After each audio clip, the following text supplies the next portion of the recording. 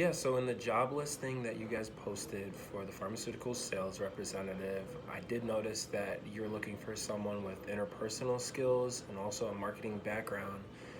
And from the start, that jumped out to me. That is exactly who I am. Especially interpersonal skills. I'm a very effective communicator. I've always been good at oral presentations, connecting with someone one on one or a group, communicating via email, via phone. I learned these skills from being kind of put in rooms with executives and C-suites and learning how to talk to those people and have effective conversations. And it kind of reminds me of this summer when I was interning and I had to attend the Salesforce Connections conference. And the only people that were there were decision makers and people who wanted implementations and wanted to make huge steps for their company. So here I am for a startup needing to provide value with not as much knowledge as I wish I would have had at the time, to be able to provide value to these decision makers and these C-suite guys that we are the right implementation partner for your CRM, and these are huge decisions. So professionalism had to be there, my tone, commonalities, that was all very important, and that's something I learned from just kind of being thrown off the deep end. So that's something I'm very grateful for.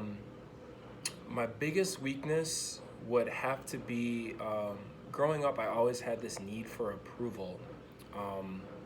This has kind of been a weakness of mine for a while, and the reason I think this is a weakness is because that need for approval caused some fear, and that fear really limited me to my best ability, and it caused a little bit of an anxiety, and I think I could have been so many other places and talked to so many other people if I didn't have such a need for approval and a worry that the person wasn't gonna like me or wasn't gonna like my work and stuff like that. And I'm honestly extremely blessed that I was able to figure out this problem. Like a year back, it's a little bit less than that, and now I'm just extremely fully committed on making sure I do not have that problem again. And ever since I've been making those steps and just releasing content and the stuff that I really want people to see, things have been changing. So it's still a weakness of mine, but I've been working on it, and I know, you know, very soon I'll be able to be somebody that I've always dreamed of. And what I would change about my last job.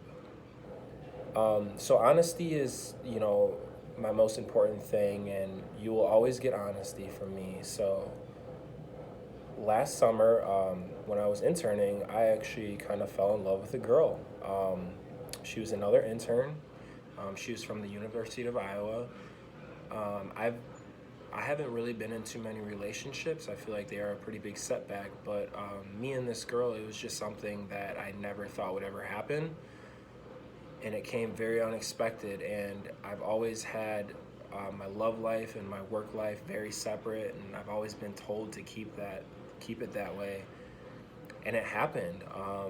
Everything about this girl, she was amazing, and it obviously didn't end up the best way that I wanted it to. And I think with me being so caught up in her, I feel like I did provide very good results, and I did have a great experience, but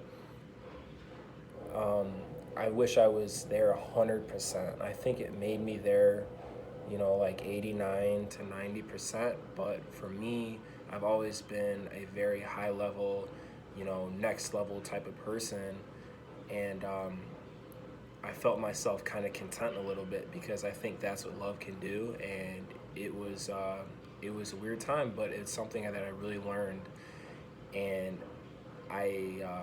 something that I will definitely pursue going forward to keep my love life and anything that I have going on outside of my work. And when I'm there, I promise my full attention, my full ability to make things happen.